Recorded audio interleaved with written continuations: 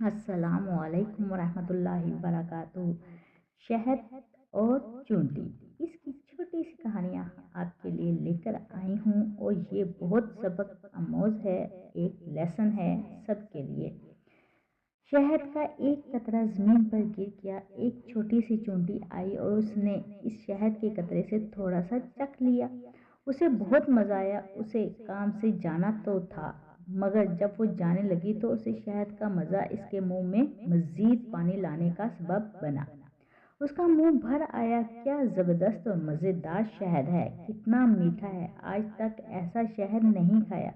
वो लोटी और शहद में थोड़ा सा और चख लिया।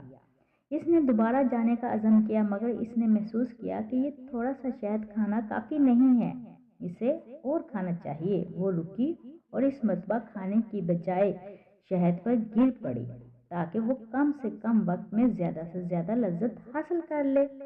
वो चूंटी शायद ये सोच रही होगी कि मैं ज़्यादा खा लूँगी इसमें गिर के। वो चूंटी शहद में गोता जन हो गई और लुत्फ अंदोज होने लगी, मगर अफसोस कि वो शहद से बाहर ना निकल सकी। क्यों ना निकल सकी? शहद की चिकनाई की वजह से इसके पर जमीन से चिपक गए थे और इसमें इसे हिलाने की सकत ना थी और ना ताकत रही। वो शहद में रह गई, यहाँ तक कि वो इसी में ही मर गई। इसकी लज्जत अंदोजी ने शहद को ही इसकी कब्र में तब्दील कर दिया।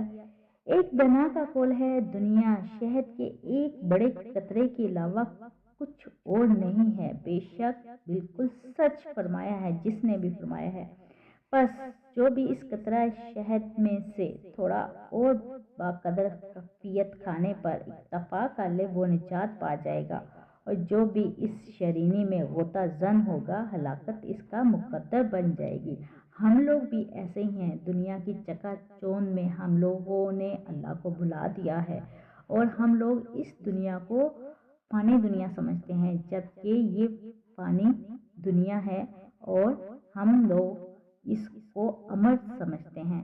तो दुआ में याद रखिएगा। अगर छोटी सी स्टोरी पसंद आई हो तो अच्छा सा कमेंट करके जाइएगा। अल्लाह हाफिज़।